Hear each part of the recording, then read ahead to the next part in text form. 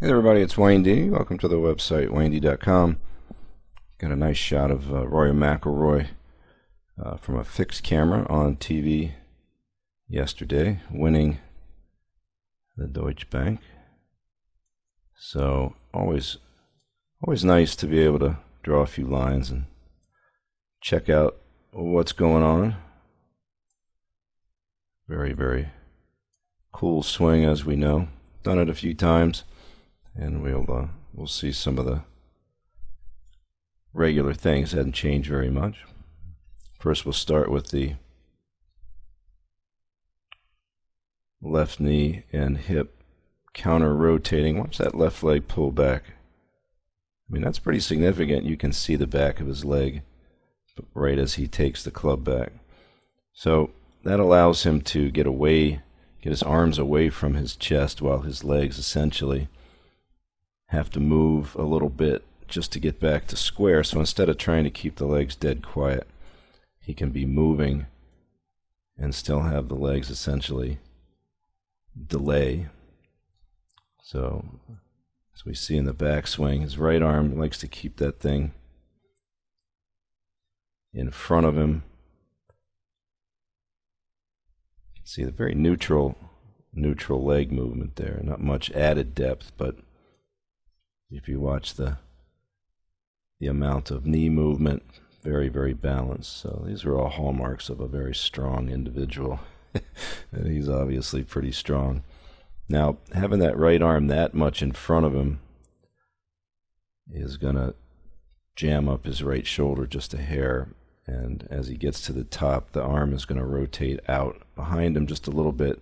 So that's why in some swings you'll see the club remain on this plane right here, and in McIlroy's swing it'll swing slightly across the line. Not as much as it used to be, but still a little bit. First move down. Now, there's a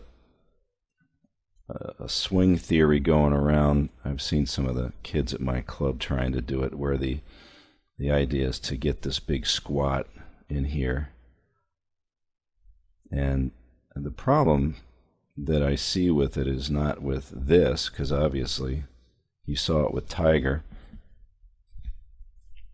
We'll see McIlroy pretty much keep his head up fairly much. A very minimal head drop, a little bit. Definitely no lift, right, in the backswing. But watch this in the forward. I mean, that's just massive.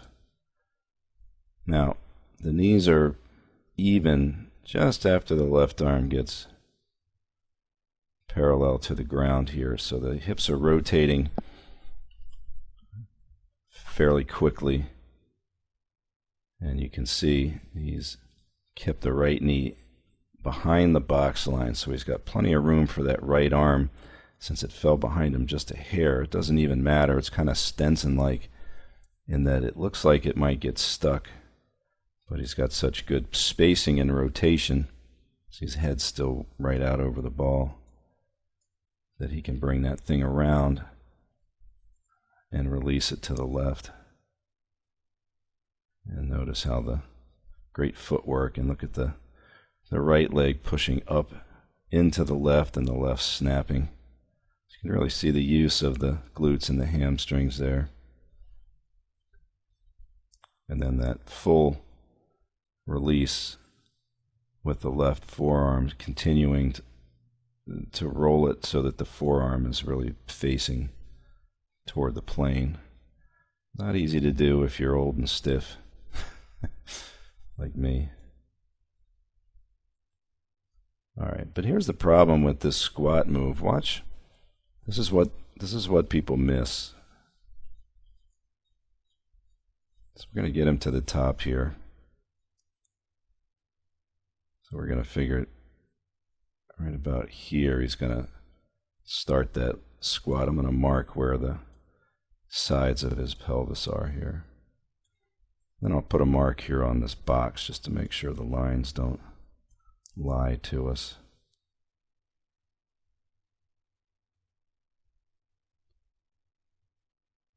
All right.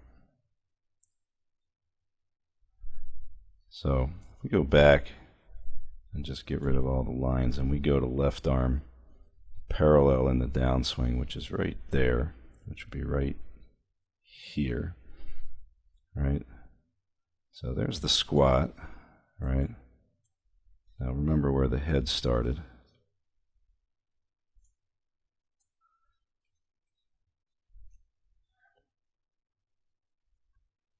Okay. But at the same time, look at the amount of pelvic slide we've got here.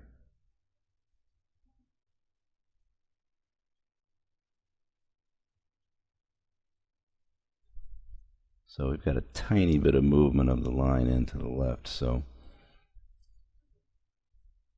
it might be about here. So we've got this much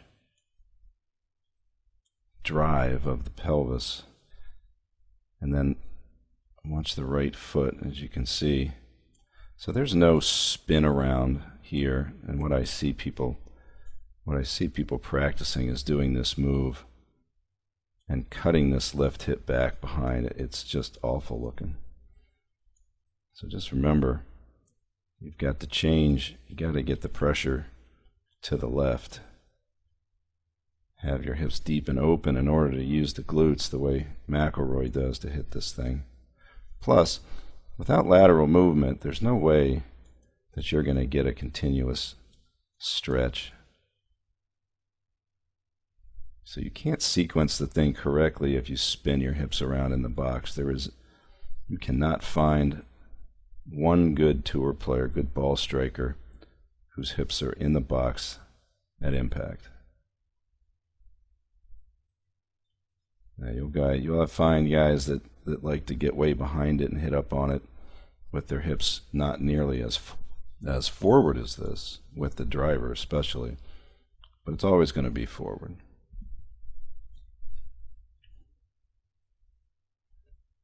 Now, this just goes back to the unfairness of all the attacks on Tiger Woods.